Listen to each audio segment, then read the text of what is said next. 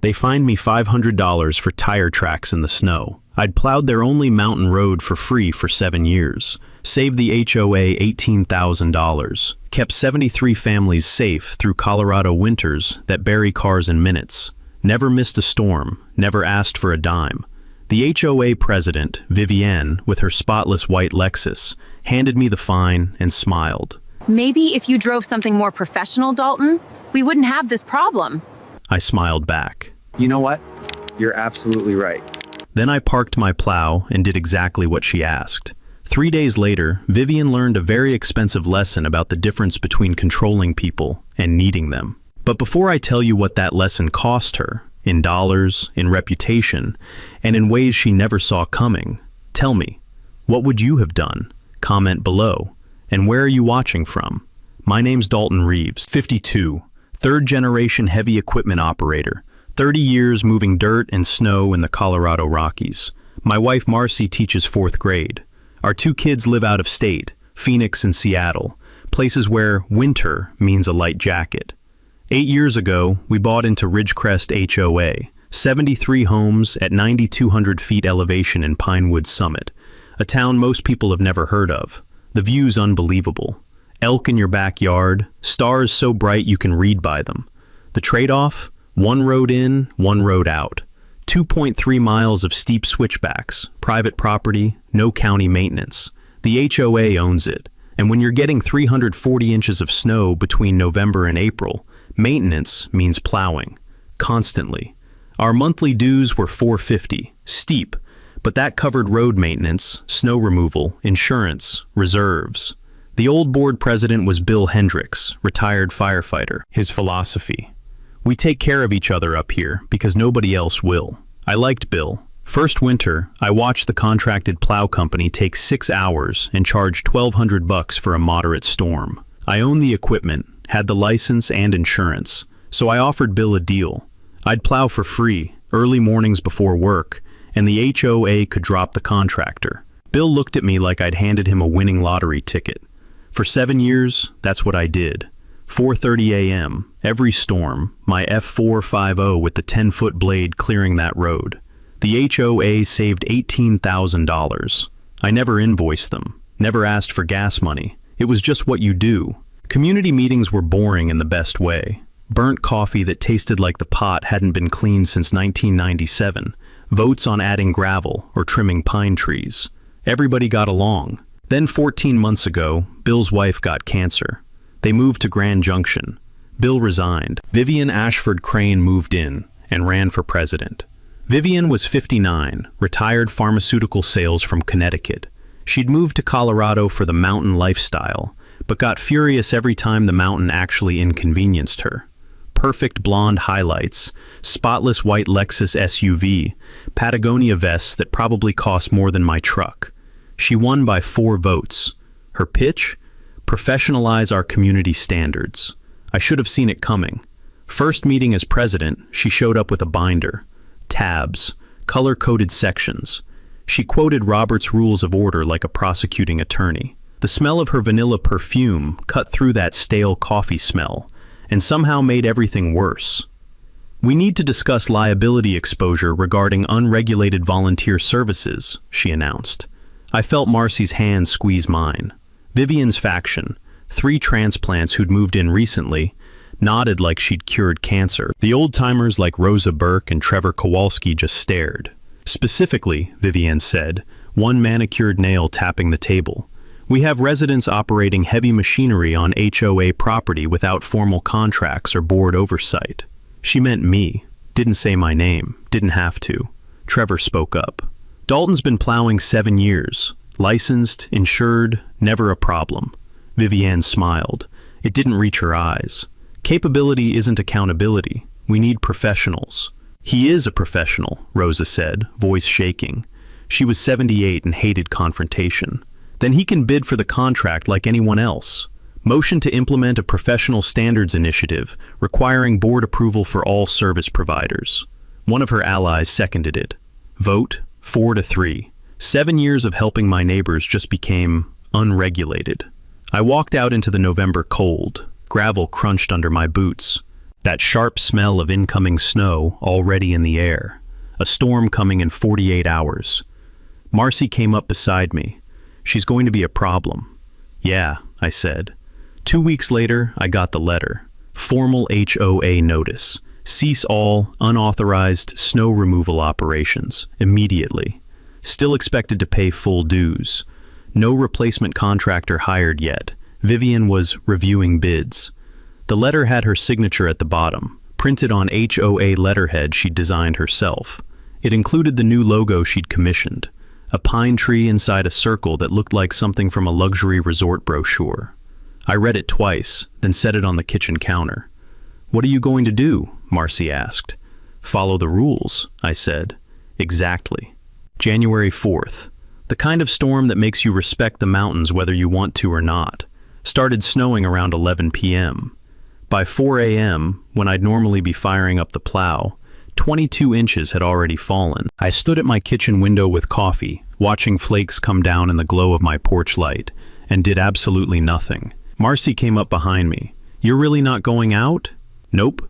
Following the rules." The coffee tasted better than usual that morning. Funny how spite improves the flavor of things. By 7 a.m., the main road was buried. My neighbor Marcus Flynn, 74, diabetic, dialysis twice a week, stood in his driveway staring at the impassable white expanse. His truck wasn't going anywhere. My phone started ringing. Amanda Schuster, young mom. "Dalton, the bus can't get up here." "Can't help.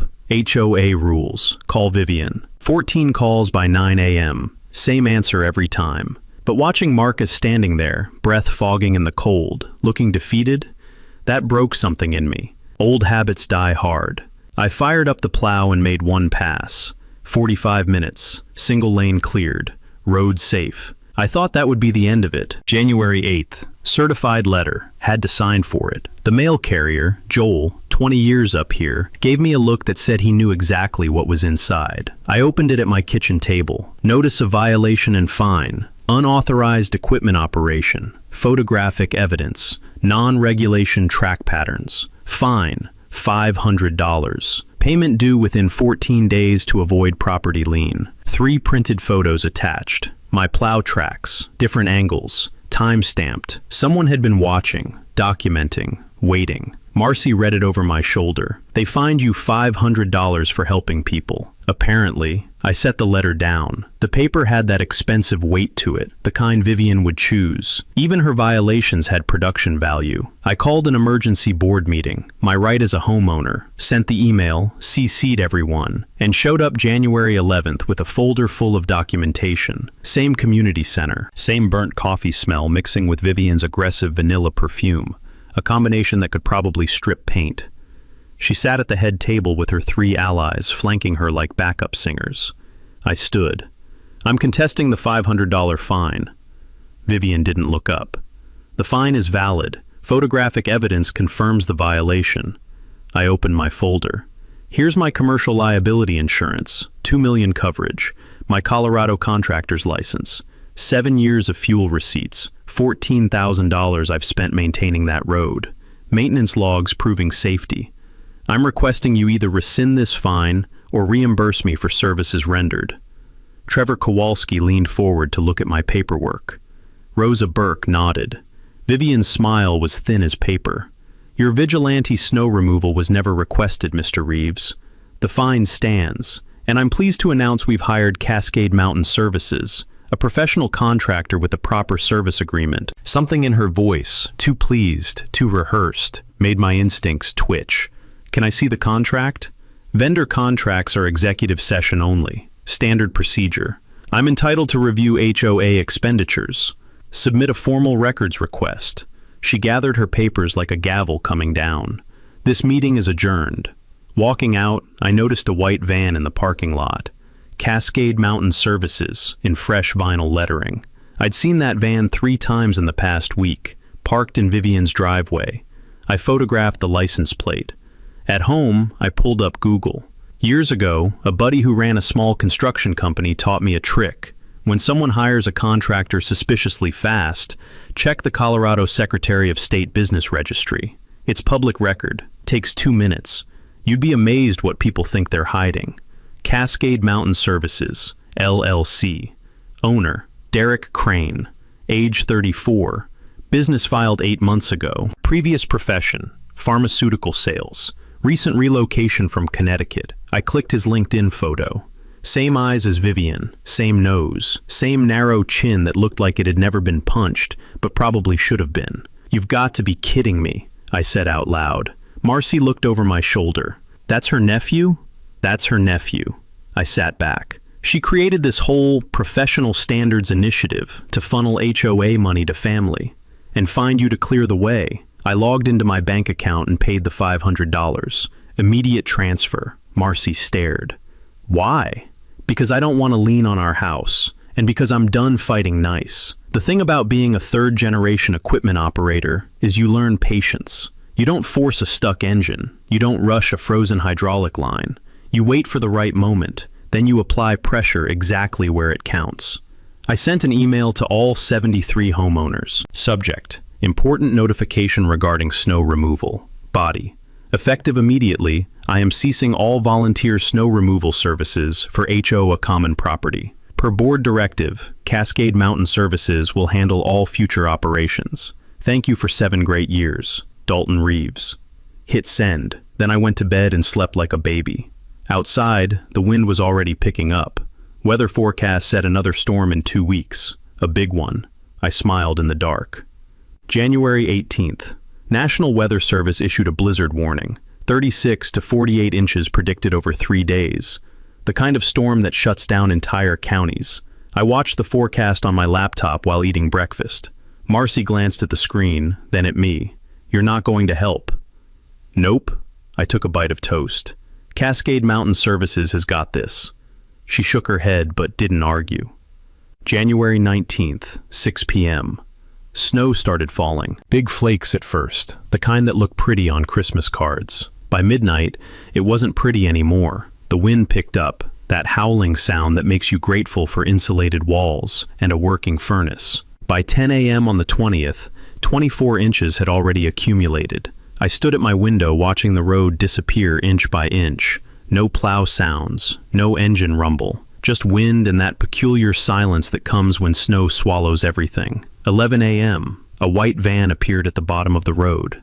Cascade Mountain Services. I grabbed my binoculars. Yes, I'm that guy. And watched. Derek Crane climbed out with 2 other guys. Young kids, maybe 22, 23, wearing Denver Broncos hoodies under their coats. Not exactly mountain winter gear. Derek's truck had a residential plow blade, the kind you use for driveways, not 2-mile mountain roads with 18% grades. They made it 400 yards before the blade hit a frozen rut and snapped clean off. The sound echoed across the valley, metal screaming, then silence. Derek stood there looking at his broken plow like it had personally betrayed him. One of the kids kicked the tire. The other pulled out his phone. No service up here in a storm, kid. Sorry. 15 minutes later, they drove back down. Van disappeared. Road still 95% buried. My phone buzzed. Text from Trevor. Where's the plow company? I replied. Ask Vivienne. By 4 p.m., Derek sent an email to the HOA board, which got forwarded to all residents because someone hit reply all instead of just replying to Vivienne. Technology, the great equalizer. Equipment malfunction due to unexpected road conditions. Crew will return when storm passes. Not safe to operate currently. Not safe. The same road I'd plowed for 7 years in worse storms. January 20th, storm intensified. 40 inches fell. The main road disappeared completely. Just smooth white drifts 5-6 feet tall in places where the wind carved them. It looked peaceful. Apocalyptic, but peaceful. That evening, the emergency call came. Marcus Flynn, the diabetes patient, had fallen on ice outside his front door trying to clear a path to his car. Possible hip fracture. He needed a hospital, and he needed it now. Ambulance tried coming up the mountain. Got stuck 0.8 miles from the entrance. Fire department tried. Same result. Snow was too deep, road too buried, their vehicles too low clearance. I watched from my window as the helicopter came. The sound of rotors cutting through falling snow. The downwash creating a temporary blizzard of its own. The basket lowering. Marcus strapped in, lifted up, disappearing into the gray sky. Cost of helicopter medical evacuation in Colorado. roughly $31,000 if insurance doesn't cover it. Marcus was on Medicare. They'd cover some, not all. I stood there with my coffee going cold in my hand, watching the helicopter's lights fade, and felt something harden in my chest. Marcy came up beside me. "This isn't your fault." "I know. Vivienne did this." "I know that too." But knowing doesn't stop you from feeling like you could have prevented it, should have prevented it, would have prevented it, except for a $500 fine and a president with a designer vest and a family business to feed. The next day, January 21st, the storm finally stopped. 34 inches total. Road completely impassable. 73 families trapped. 12 kids missed school, which meant the school district sent a formal notice. HOA policy required guaranteed bus access or face fines of $500 per day per student. $6,000 a day the HOA was now liable for. I'd read that regulation years ago when my own kids were in school. It's buried in Colorado Education Code, exists to protect kids in rural areas. Most HOAs never trigger it because most HOAs don't hire incompetent nephews. 3 families started a petition demanding Vivienne's recall. 48 signatures in 6 hours, 66% of homeowners. Vivienne sent an email response that evening. "Petition invalid due to procedural irregularities. Will not be recognized." Then she announced a special assessment vote to raise monthly dues 40%. Extra funds needed for enhanced snow removal capabilities. $450 a month was about to become $630. People were furious. My phone wouldn't stop buzzing. But fury doesn't clear snow. And Vivienne was counting on everyone being too trapped, too tired, too desperate to fight her. She made one mistake though. She sent a follow-up email, HOA-wide, titled, "Regarding Recent Complications." In it, she wrote, "Some residents have suggested former volunteer Dalton Reeves could assist with current snow conditions. Mr. Reeves has made clear he prioritizes personal grievances over community welfare and has refused multiple requests to help. His obstruction has created this crisis." I read it 3 times. She just publicly stated I refused to help and was obstructing snow removal, which meant she just publicly acknowledged I was capable, available, and equipped to solve the problem she'd created. I forwarded the email to my personal folder labeled Evidence. Then I texted Marcy. She just gave me everything I need. Outside, the wind had finally died. The mountains were silent, waiting. So was I. February came in cold and mean. Vivienne launched a community safety review, fancy name for a smear campaign. Her newsletter arrived in every mailbox on thick cardstock. Previous unregulated snow removal created hidden infrastructure risks. The claim. My 7 years of plowing had potentially damaged the road surface, requiring estimated repairs of $85,000 come spring thaw. $85,000 for damage that didn't exist. Marcy read it over breakfast. She's saying you destroyed the road? Setting up to sue me. Needs a scapegoat for why the reserve fund's empty. I called Gregory Hammond, previous HOA treasurer, voted out when Vivienne's faction took over. We met at a coffee shop. Real coffee this time. Dark roast with cinnamon notes, not the battery acid from board meetings. Gregory slid a manila folder across the table. I've been waiting for someone to ask about this. Inside, bank statements, budget reports, reserve fund documentation. When Vivienne took over 14 months ago, reserves held $127,000. Current balance, $64,000. $63,000 gone. Where? I asked. Administrative consulting fees. $20,000 paid to Mountain Property Consulting over 4 months. $3,000 monthly. When I questioned it, Vivienne said I was overstepping. Then her faction recalled me. I pulled up the Colorado Secretary of State Business Registry on my phone. A contractor buddy taught me this trick years back. Takes 90 seconds to find who owns any LLC. The state makes it public so people can't hide conflicts of interest. Mountain Property Consulting, LLC. Owner, Vivienne Ashford Crane. Gregory's face went pale, then red.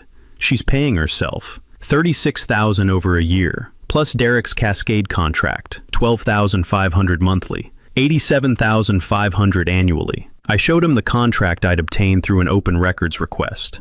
For work I did free for 7 years. Colorado Statute 3833.3209, Gregory said, voice tight.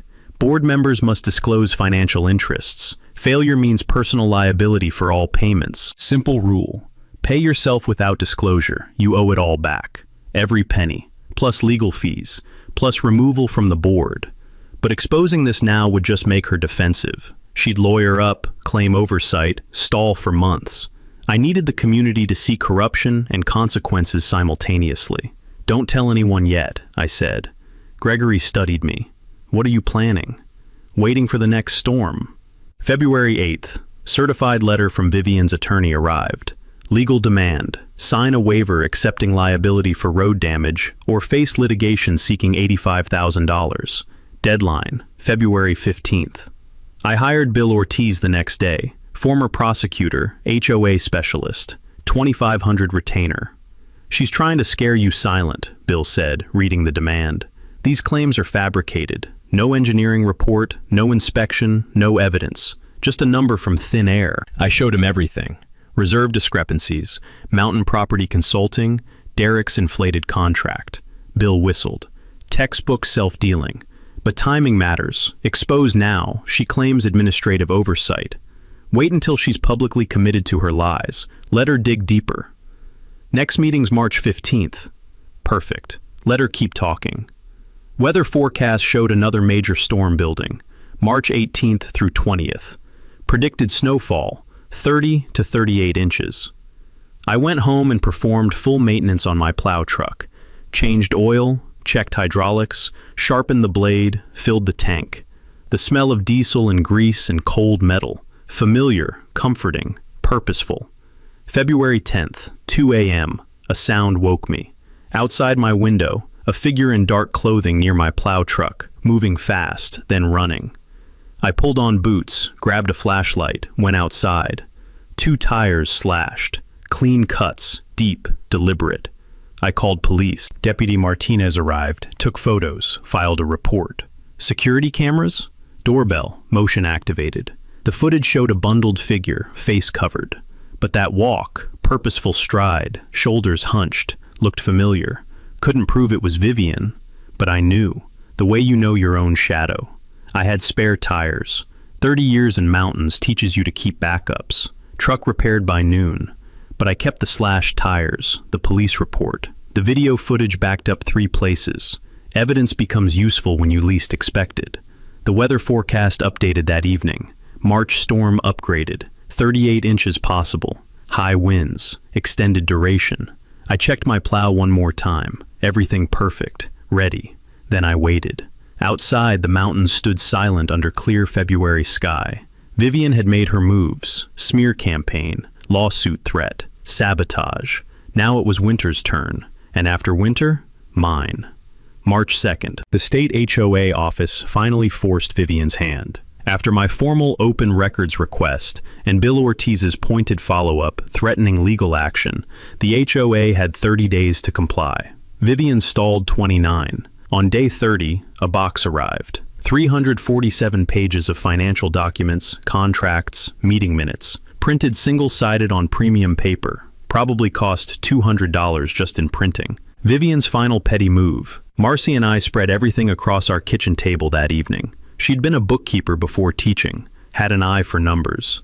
"This'll take hours," she said. "I'll make coffee, the good stuff." We sorted, budgets, vendor contracts, meeting minutes, fresh coffee mixing with old paper and toner. Outside, sunset painted the mountains gold and purple. 2 hours in, Marcy stopped.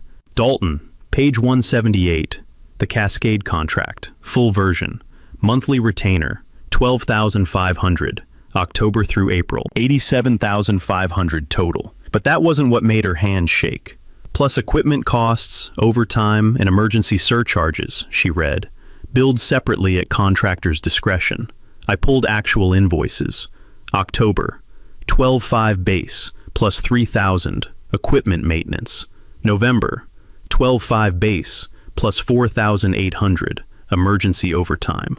December, $12,500 base, plus $2,200, equipment rental. January, $12,500 base, plus $8,500, emergency response. For the storm where Derek's blade broke after 45 minutes. 3 months actual billing, $51,000. For a road that stayed 95% impassable. Marcy kept reading, flipping pages. There's more. Buried in executive session minutes from November. Vote approving management consulting from Mountain Property Consulting, LLC. $3,000 monthly. No deliverables. No timeline. Just $3,000 every month since Vivian took office. I did math on my phone. 15 months at $3,000, $45,000. Plus Derek's $51,000. $96,000 total in just over a year.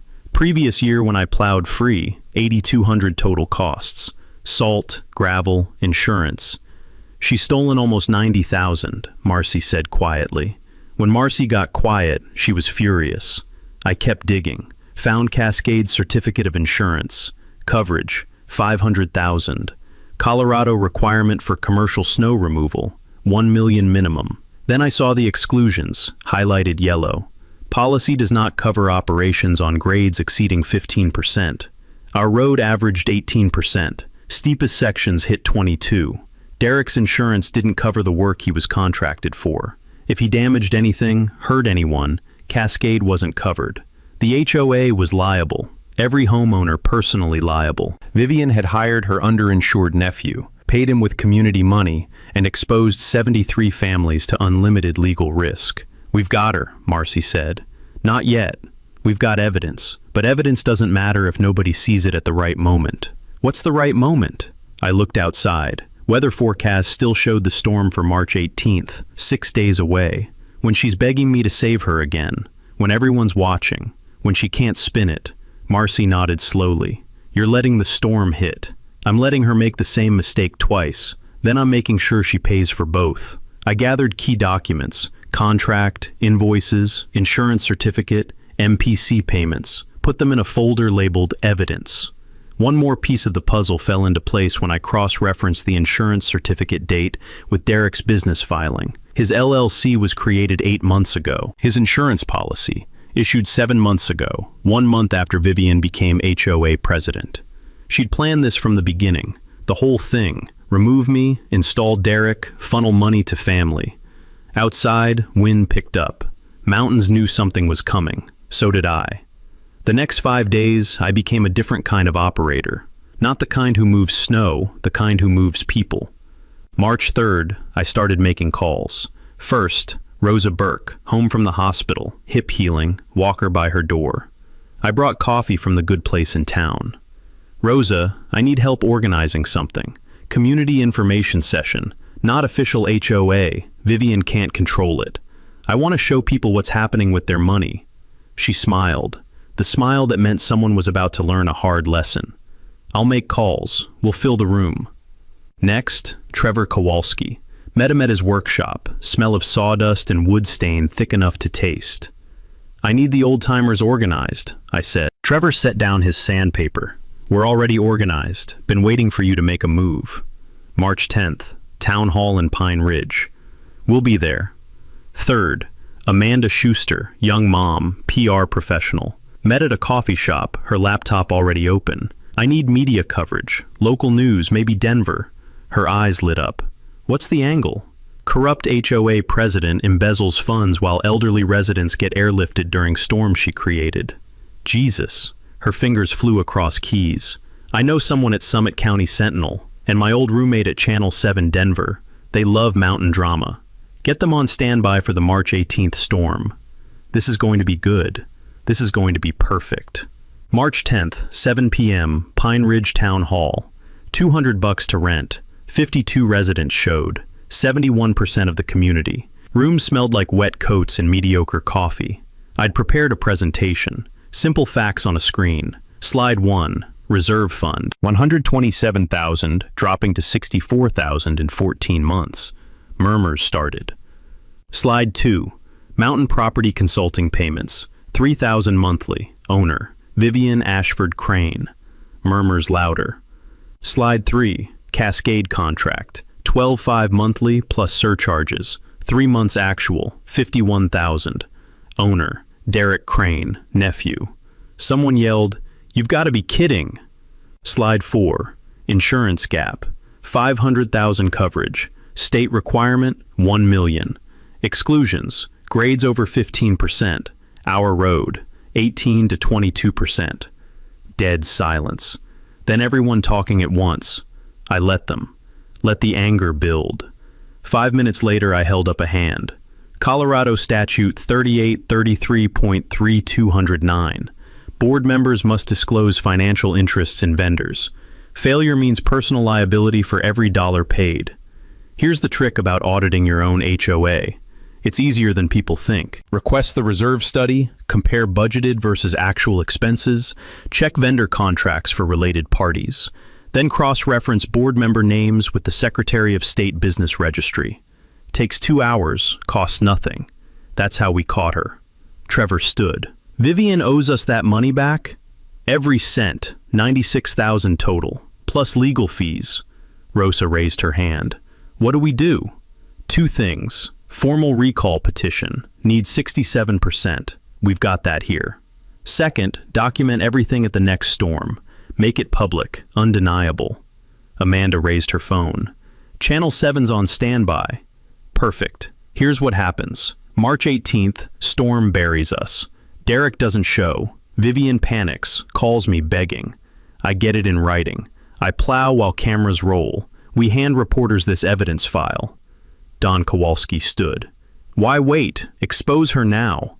Because now she can spin it, but when she's on camera begging while residents are trapped, she can't spin that. She can only fail publicly. Rosa spoke quietly. You've been planning this for weeks, months, since the first fine. She smiled. Good. Let's bury her. 68 signatures that night. Filed formally next morning. Election, April 15th. But that was just legal framework. Real work was waiting.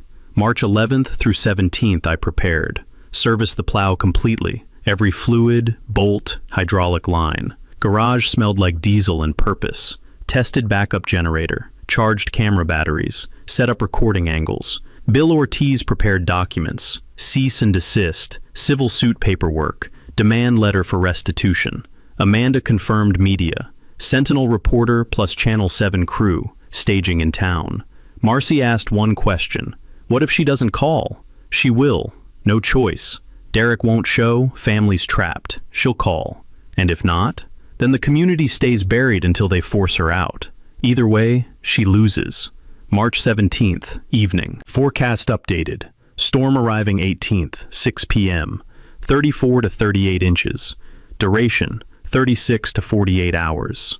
I stood at my window, coffee in hand, watching sky turn that gray that means heavy snow coming. Plow truck ready. Maintenance perfect. Fuel full. Blade sharp. Marcy came beside me. You're really doing this. I really am. Outside, first flakes started falling. Early. Storm ahead of schedule. I smiled. Right on time. March 16th, 10 a.m. Vivian showed up at my house unannounced.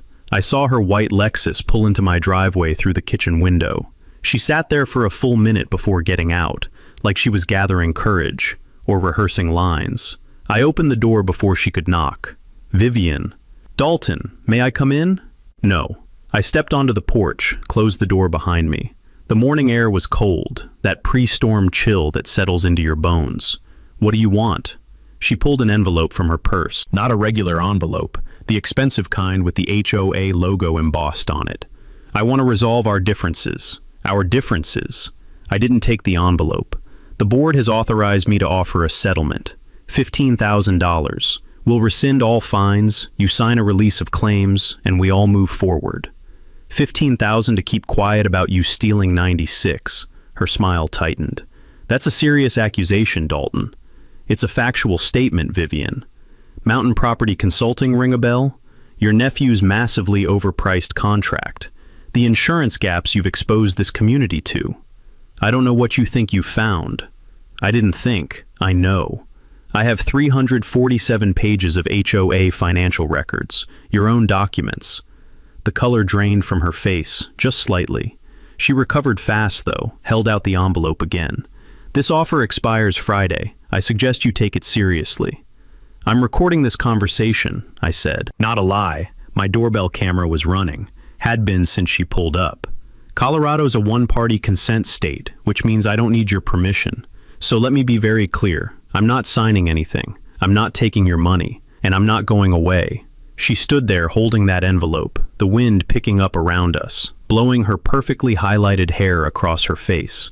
For just a second, I saw something flicker behind her eyes. Not quite fear, more like the moment when you realize you've miscalculated badly. Then she turned and walked back to her Lexus. Didn't say another word, just drove away, gravel crunching under her tires. Marcy was watching from inside. Bribery attempt? Attempted bribery, on camera, with a paper trail. She's getting desperate. She's about to get a lot more desperate. That night, 2:15 a.m., I woke to the sound of breaking glass. Not my house, somewhere outside, close. I pulled on pants and boots, grabbed my flashlight and went out. Trevor's truck, parked 3 houses down. Driver's side window smashed. Nothing taken. His registration was still in the glove box. His work tools still in the bed. Just broken glass scattered across his seat like diamonds. I called him. He came out in his robe, took one look, and his jaw set in that way that meant someone had just made a terrible mistake. Vandalism, he said. Message, I corrected. She's trying to scare the old-timers who support me. We called the police. Same deputy, Martinez. He took photos, filed another report, looked at me and Trevor with an expression that said he was starting to see a pattern. You folks having an HOA dispute? He asked. That's one way to describe embezzlement, Trevor said. Martinez wrote that down. The next morning, March 17th, Rosa found her mailbox knocked over. Post broken clean through, the metal box dented like someone had hit it with a bat. Her mail scattered across the driveway. Bills, catalogs, a letter from her granddaughter. She called me crying. Not scared crying, angry crying. I've lived here 23 years, she said, voice shaking.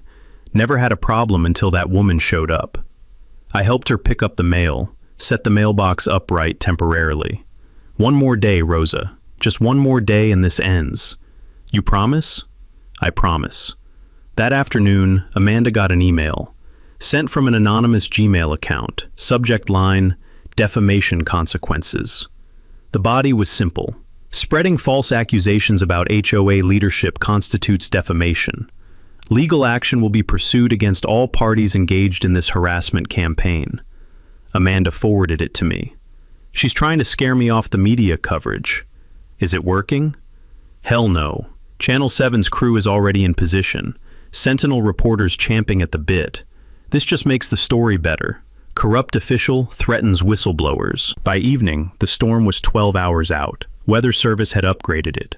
Winter storm warning, possible whiteout conditions, 38 to 42 inches predicted. My phone started buzzing. Texts from neighbors. Dalton, are you going to plow? What's the plan for tomorrow? Cascade said they're not coming. Equipment issues again. I replied to each one the same way. HOA has forbidden me from plowing. Contact the board president. 7 p.m. Vivian sent an HOA-wide email. Subject, storm preparation notice. Dear residents, due to extreme weather conditions forecasted for tomorrow, Cascade Mountain Services has advised they cannot safely operate until conditions improve. Please prepare for road closures of 48 to 72 hours. Stock necessary supplies. Limit travel. The board appreciates your patience during this act of God. Act of God. Like she hadn't created this situation herself by firing free help and hiring her incompetent nephew. My phone exploded. Texts, calls, voicemails. People furious, scared, desperate. Dalton, can you help? We have a medical appointment Thursday. My kid has a test at school. I'm out of my prescription medication. Each message felt like a weight. I wanted to help. Every instinct screamed to fire up the plow, clear the road, solve the problem. But solving it now meant Vivian got away with everything. Meant she'd keep stealing, keep lying, keep putting her interests above 73 families. So I texted back, I'm forbidden from plowing, under penalty of fines and legal action. I'm sorry. Call Vivienne. Marcy found me standing at the kitchen window around 9 p.m., watching the first flakes start to fall. This is hard for you, she said. Yeah. You're doing the right thing. Doesn't feel like it. She put her hand on my shoulder. Tomorrow, you save everyone. Tonight, You let them see who's really been hurting them. Outside, the snow fell harder. The mountains disappeared into white. The storm had begun. My phone buzzed one more time. Text from an unknown number. "You're going to regret this." I showed Marcy. "Vivienne?" "Probably. Doesn't matter." I set the phone down. By tomorrow night, she's going to regret every decision she's made since moving here. The wind picked up, rattling the windows. The real storm, the one that had been building for 14 months, was about to break, and I was ready. March 18th, 6 p.m. The storm hit exactly on schedule. Snow came in thick curtains, driven sideways by wind that sounded like freight trains in the distance. I stood at my window with coffee, watching the world turn white. Marcy was grading papers, but I could feel her watching me. "You okay?" "Yeah, just waiting." By midnight, 18 inches had fallen. By 6 a.m. on the 19th, 30 inches. The main road disappeared, not buried, just gone. White drifts 6 feet tall, carved by wind into smooth, deadly sculptures. My phone started ringing 7 a.m. Henderson's, elderly couple. "Out of heating oil. Can you?" "Can't. HOA rules. Call Vivian." "Amanda. School district fining 6,000 daily. Vivian's ignoring it." Marcus Flynn. "Dialysis at 2. Can't miss it." "That hurt. Call 911. Emergency transport. Bill the HOA." By 10 a.m., full crisis. Phone flooding. Texts, calls, emails. Couple families tried driving out, stuck after 200 yards in drifts to their hoods. One car abandoned, hazards blinking under snow. Fire department called 3 times. Couldn't reach us. Road too buried. Derek? Cascade? Radio silence. His email from 11 p.m. Storm too severe. Earliest mobilization March 21st. Emergency rate, 18,500 base plus 450 hourly. 18,500 plus hourly, for what I'd clear in 5 hours for diesel costs. 1 p.m., Vivian's email, tone defensive. Board working to secure emergency services. Current contractor, unable due to equipment limitations. Equipment limitations she created, hiring underinsured nephew with residential plow. 2 p.m., Marcus helicoptered out, second time in 6 weeks. Rotor wash, basket lowering, lifted into gray sky. Another $31,000. 3 p.m., unknown number, voicemail, Vivian, shaky. "Dalton, we need to discuss this. Call back." Deleted. 4 p.m., again. "Please, people suffering, put community first." Deleted. 5 p.m., HOA line.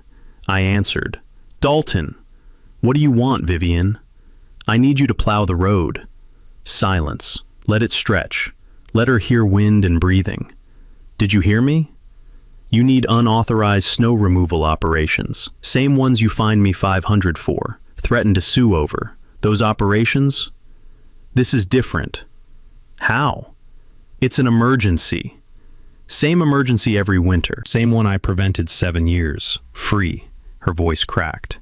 "What do you want?" "In writing. Full board authorization. Signed. Official letterhead. My $500 refunded. Fuel reimbursement. Written indemnification. Fine. Tonight. Also, board commits to full financial review next meeting. Public. Open to all homeowners." Long pause. "Why?" "Transparency matters, Vivian. I'll discuss with board." No discussion. Yes or no. All in writing, or plow stays parked. Background voices. Then, "Yes. Fine. All of it. Please clear the road." Email by 8 p.m. Signed by all 7. Hung up. Marcy looked up. She agreed? Desperate people agree to anything. 7:30. Email arrived. Official letterhead. Emergency authorization for snow removal services. Authorized. Dalton Reeves. Rescinded $500 fine. Issued in error. That phrase made me smile. Fuel reimbursement at standard rates. Full indemnification. Comprehensive financial review April 15th meeting. Open to all members. 7 signatures at the bottom, including Vivian's. I forwarded to Bill Ortiz. Got it. Reply in seconds. That's a confession. She admitted wrongful fine and committed to public disclosure. Beautiful work.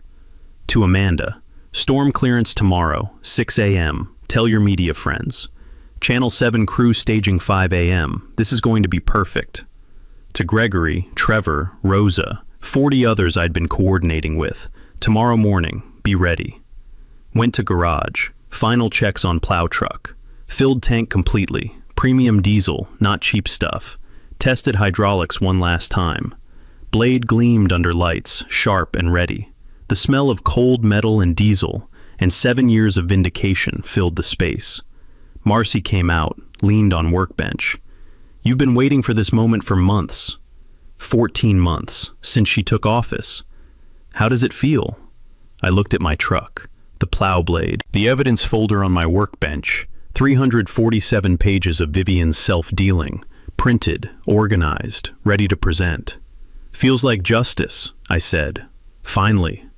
Outside, the storm was ending, wind dying down, sky clearing enough to see stars between clouds.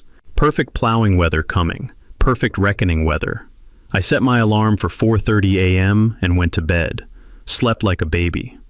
March 19th, 4:30 a.m. Alarm went off. I was already awake. Outside. Storm stopped. Stars through breaking clouds, temperature dropping. Perfect plowing weather. Dry snow, easy to move. Dressed, made coffee, grabbed evidence folder from workbench, 347 pages in weatherproof case. Marcy already up, dressed warm. I'm coming. You don't have to. Yes, I do. 14 months? I'm watching how it ends. 4:55. Fired up plow truck. Deep diesel rumble echoing across Silent Valley. Headlights cutting darkness. 5:10. Saw Channel 7 van parked at bottom entrance. Camera crew setting up. Reporter checking microphone. 5:15. Started plowing. First pass. Blade biting into 34 inches. Snow arcing off in white fountains, catching work lights. That grinding roar mixed with whisper of moving snow. Felt like coming home. Behind me, neighbors emerged. Bundled in coats, standing in driveways, watching. Coffee thermoses, witnessing. Rosa on walker, Trevor and Dawn, Amanda filming, Henderson's holding hands, Marcus giving thumbs up. 6:30, cleared first mile. TV crew filming multiple angles. Reporter Sarah Xavier doing stand-ups. Behind me, a Colorado community emerging from crisis as one resident defies an HOA that fined him for the very help they now need. 7 a.m. Final pass near Vivian's house. She stood in driveway, still in robe, hair uncombed, no makeup. White Lexus buried to windows. She looked smaller, diminished. I stopped, stepped out. Crowd had followed, 40 people lining road, camera recording everything. Vivian, I said, voice calm, carrying. She stared. I walked to her mailbox, pulled out certified envelope. Demand letter, itemized bill for 7 years volunteer services, $14,200 in costs I covered, plus today's plowing, $3,800, total $18,000, due in 30 days. HOA doesn't pay, you're personally liable per your signed agreement. Handed her the envelope. Her hand shook. You can't. I can. You authorize me as contractor. Contractors get paid. You wanted professionals? Here's what professionals cost. Sarah Xavier stepped forward, microphone extended. Ms. Ashford Crane, residents claim you've been paying yourself and your nephew tens of thousands while this volunteer was fined. Response? Vivian went white. Those are private matters. Actually, I said, pulling out evidence folder, they're public record. Handed it to Sarah, not Vivian. The reporter. 347 pages. Obtained through Colorado Open Records. Shows President Ashford Crane paid herself $45,000 through shell company Mountain Property Consulting. Shows nephew Derek Crane's company received $96,000 in a year for services that kept this road 95% impassable. Derek's insurance doesn't cover work contracted, excludes grades over 15%. Our road averages 18. Sarah's eyes went wide reading. Cameraman zoomed on documents. Page 178, Cascade contract. Page 241, her payments to herself. Colorado Statute 3833.3209 requires disclosure of financial interests. She never disclosed. Personal liability for every dollar. Crowd noise grew. Angry murmurs. You've been stealing from us? Vivian tried grabbing folder from Sarah. You can't. Confidential. Deputy Martinez stepped forward. He'd been watching from patrol car. "Ma'am, did you disclose your financial interest to HOA membership? That's private business." "That's a no. Contact an attorney." Moment hung. Camera rolling. 40 neighbors watching. Vivian in bathrobe, shaking, cornered. Rosa spoke, voice carrying despite age. "Vivian, you're done." Trevor, filed recall petition. Election April 15th. Resign now. Save embarrassment. Vivian looked around. Crowd, camera, deputy, evidence in Sarah's hands. Perfect Lexus buried. Me standing calm, vindicated. "This isn't over." "Yeah," I said quietly. "It is." She walked inside, slammed door. Crowd erupted. Applause, cheers, whooping. Sarah to camera. Stunning confrontation in Pinewood Summit, where alleged HOA corruption exposed. Documents from resident Dalton Reeves show systematic self-dealing. I walked to truck. Finished last quarter mile. By 8:30, entire 2.3 miles clear. Perfect. Like I'd done 7 years. Because I had. Neighbors brought coffee. Real coffee. Good stuff. Thermoses full. Someone brought muffins. Marcus shook my hand, tears in eyes. "You saved us." "No, I showed everyone who was hurting you." 9 a.m. Cars moving. Buses came through. Mail resumed. Life returned to normal. Except not normal. Better. Everyone knew what Vivian did, what it cost. Sun came up over mountains, bright and clear. Snow sparkled like diamonds. Plow blade gleamed. Justice looks a lot like a freshly cleared mountain road on a Colorado winter morning. The fallout was swift. March 23rd. 3 board members resigned citing loss of confidence in leadership integrity. No quorum. State-appointed interim management took over within 48 hours. March 25th. Colorado Attorney General opened investigation. We'd copied them on everything. 347 pages of evidence. When you hand the state a completed case, they move fast. March 28th. Emergency ballot to all 73 homeowners. Remove Vivian Ashford Crane as president? Results, 89% yes. 65 households in favor. She was done. April 2nd. Forensic audit confirmed 74,300 in improper payments. HOA filed civil suit. Full restitution plus legal fees plus damages. Vivian's attorney offered 50,000 to settle. Interim board refused. We want it all public. They got both. The HOA voted to pay me 18,000 for past services. Check arrived April 8th. I deposited it, then donated 5,000 to volunteer fire department. They'd tried reaching us during storms. Least I could do. April 15th. New elections. Rosa Burke for president. Won unanimously. 73 votes. Trevor treasurer. Amanda secretary. First order. New policies. Mandatory monthly financial reports online. Vendor conflict disclosure requirements. Community vote for contracts over 10,000. Volunteer appreciation fund established. They hired me officially. Fair rate, proper insurance, transparency. $1,200 per storm, $800 monthly retainer, October through April. Same work, now properly compensated. Dues dropped. Without Vivian's stealing and Derek's overcharges, HOA saved $68,000 annually. Monthly dues, $450 down to $375. $75 back per household monthly. May 15th. Thank you, Dalton, potluck. 68 families attended. Food, kids running, laughter where Vivian's cold meetings used to be. Rosa's speech.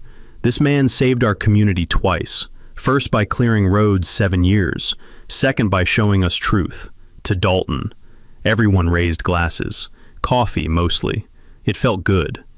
The HOA established Mountain Emergency Response Fund. $25,000 endowment, managed by Hospital Foundation.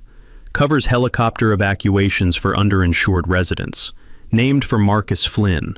Airlifted twice, $60,000 in bills. Marcus at dedication. No one should choose between health and home. This fund ensures they won't. Annual Snow Safety Day started every October. Free training. Winter preparedness, avalanche awareness, emergency protocols. I coordinate. Because helping is what you do in mountains. Vivian's house, on sale June 2nd. Motivated seller. She moved to Connecticut before trial. Judgment in absentia, $98,000. Restitution, penalties, legal fees. Wages garnished 7 to 12 years. Derek's company, bankruptcy in May. Moved to Arizona, works retail. Cascade dissolved, equipment auctioned. Bigger impact. Colorado legislators noticed. January 2026, passed HOA Transparency Act. Online financial disclosure required, self-dealing limited, whistleblowers protected. News called it Dalton's Law, informally. Bill Ortiz, you didn't just save your community, you changed the system. My business boomed. 3 neighboring HOAs hired me. Brought on 2 employees. One's Marcus's grandson, 24, learning the trade. December 2025, first major snow. 4 a.m., fired up plow, rolled down Ridgecrest Road. Official contractor logo on door now. Fair payment, proper insurance, gratitude. First pass at dawn. Rosa radioed. Coffee's ready when you finish. Be there in 20. Pulled into her driveway, accepted thermos. Stood in morning cold, watching sun paint mountains gold. You know what's funny? Rosa said. What? Vivienne wanted to professionalize everything. Yeah? Turns out, we just needed to professionalize her out. I laughed. Real laugh, echoing. Down the road, smoke from chimneys, kids waiting for buses, cars moving freely. Community living, breathing, functioning. Everything Vivienne controlled, we took back. Everything broken, we fixed. Everything stolen, we recovered. The road, that 2.3-mile stretch that started this, was clear, safe, ready, just like it should be.